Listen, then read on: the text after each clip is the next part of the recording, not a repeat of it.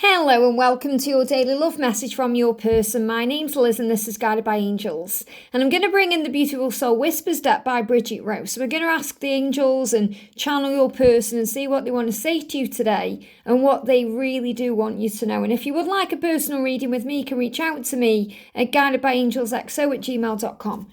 So thank you, angels. Wow, one card flying out there, so I feel that's the main message. What do they want to say to you today? What's on their mind?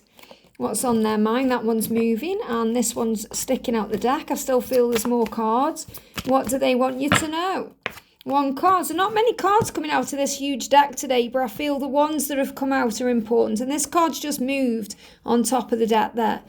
So the first message is, there's nothing I want more than you. Now this is really powerful. You know, yesterday they came through and said to you, I want you, I just can't give you what you want right now. And this is really an extension of that message because they want you to know no matter what they've got going on, no matter how much success they've got, no matter how much money they've got in the bank, no matter what their life looks like on the outside, there's nothing, and I mean nothing, they want more than you. So if a genie came down to them and said, okay, I'm going to give you 3 wishes, what would those wishes be? You would be the first wish. But they would also wish for other things in their life, maybe money or success or whatever it is they desire. But you would be the number one. You know, so they're not saying they don't want anything else. Obviously, we all want things in our lives. We all want more money. We all want to live good lives. We all want health.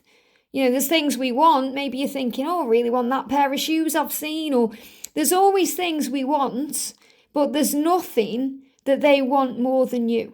So it's like they're saying, I'd give it all up to be with you. And that's really what they're going to do. Many of them will give up many things to be with you. And that's the fear.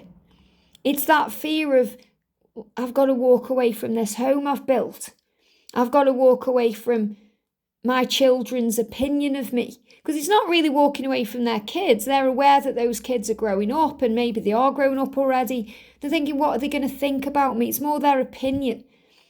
They know they've got to release fear of what other people think.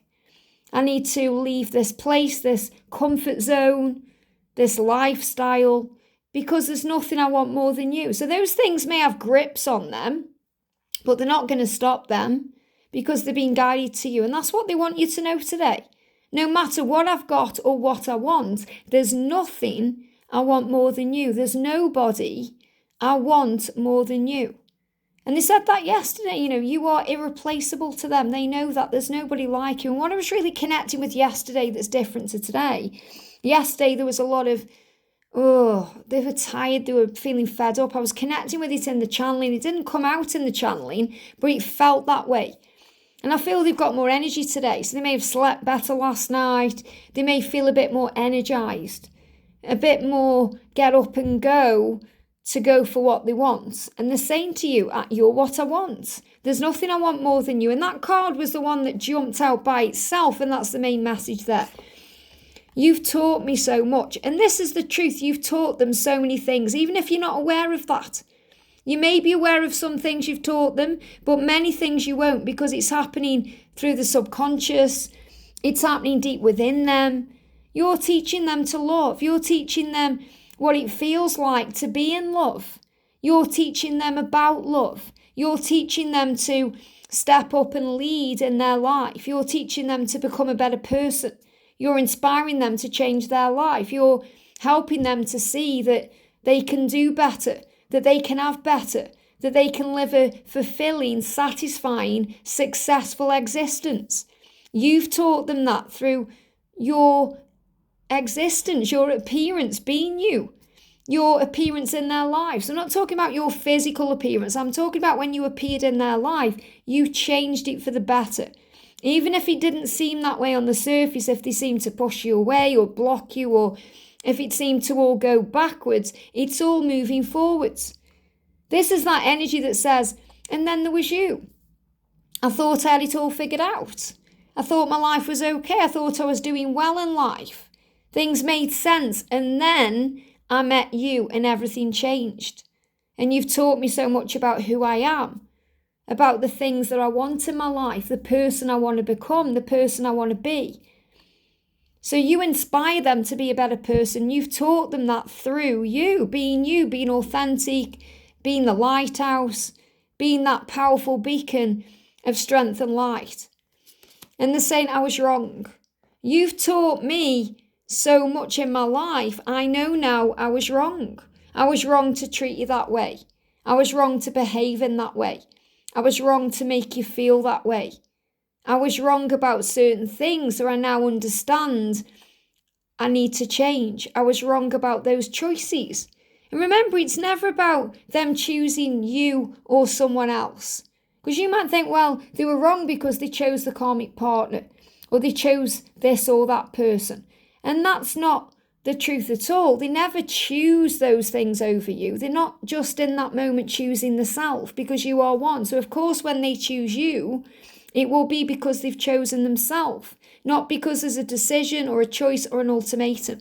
There is no choice between you and someone else, or you and something else. You were always on top. So remember that power. They're saying, I was wrong. I'm sorry I didn't choose myself sooner. I'm sorry I didn't do the right things for me. You're the right thing for me, and I was wrong thinking otherwise. So I was wrong in the way I behaved and the things I did, and I'm going to make up for that. And I'm fascinated by your divinity. So you're also teaching them things through your spiritual self, the person you are, the fact that you know that you are spiritually guided, that you are divinely guided. And they are fascinated by that.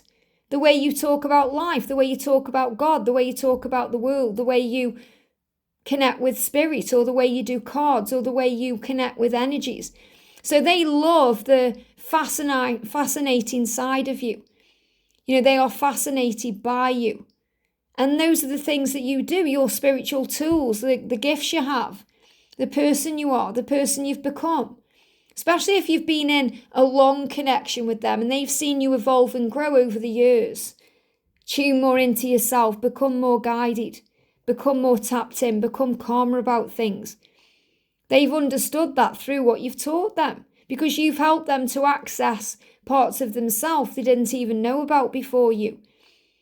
I'm fascinated by your divinity. And really, it's not even your divinity, it's because it's within them. Remember, you are one. So what they are seeing in you, they are really trying to access within their own self. And that fascinates them. Because like, wow, I can really connect with myself now and understand that I am a spiritual being having a human experience. It's like waking up from the Matrix for the first time. It's exciting, but it's also super scary. So they are excited by you, but then sometimes they find you super scary because you're so switched on. It's like if they listen to a reading and they find it super scary because it's so accurate. It's like you are a true accurate barometer of truth in their life. And they understand that. It's like you point out their flaws, you point out the things they need to change. And I'm not saying you're pointing out their flaws, but you point those out by shining that mirror in their face. You're the light in the darkness. So when they are connecting with you, they are recognizing through you what they need to change within their own life and within their own body and within their own self to become the best version of themselves. And they're saying, come to me. Come to me. So I feel what they are doing is actually trying to manifest you coming to them. And that can mean you reaching out to them. So if you're feeling that urgent pull, if you're thinking, I really feel like I need to reach out to them, yet you know deep inside of yourself, it's their turn. You're thinking, I don't want to reach out to them because it's their turn. He or she needs to prove to me my worth and that they value me. I'm not going to reach out anymore, no matter how much I feel it inside. And the reason why you're feeling that way is because they are trying to get you to reach out to them because it's easier for them. So yes, of course, they want you to come to them and they want to be with you. But they are thinking, if you reach out to me, then I'll know that you care, that you're still there. And then they haven't got to put themselves out there and be vulnerable with the chance of being rejected by you. So when you get that urge and that feeling, be strong.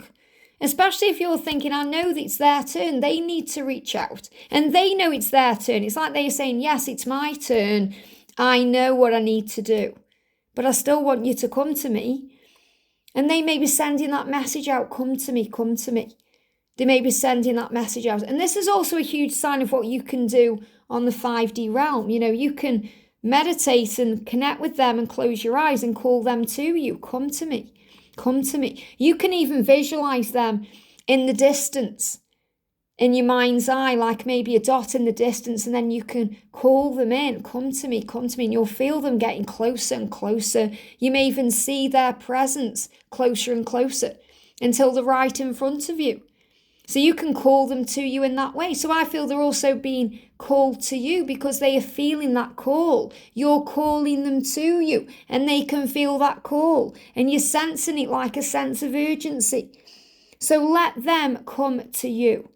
Put your phone down, go for a walk, distract yourself from that feeling and it will pass because they are sensing that you're being guided back together. And they are hoping that you will reach out to them. But that does not mean that you should. Obviously, if you're feeling guided to, if you want to reach out, do that. But then, don't be surprised if you sit there and think, I wish I hadn't done that. Or it doesn't feel right because they didn't reach out to me first. So always take a moment to pause and then you respond instead of reacting in the moment. Because you might just get through that moment and think, yes, I know it's their energy. I know they are wanting to come to me. Especially if you've been calling them to you, whether it's subconsciously or consciously, come to me. They are feeling drawn to you. So what they are saying is, I'm going to come to you because I'm fascinated by you. I know I was wrong and I know I need to make up for things. And I'm really grateful you've taught me that. You've taught me so much about myself. And what I've really learned is, during the separation, the silence and the stillness, that there's nothing I want more than you. And that's what they really do want you to know today. So yes, there's other things they want, other things they want to achieve and have, but there's nothing they want in this life more than you. I hope this helps. Have a great day and I'll see you soon.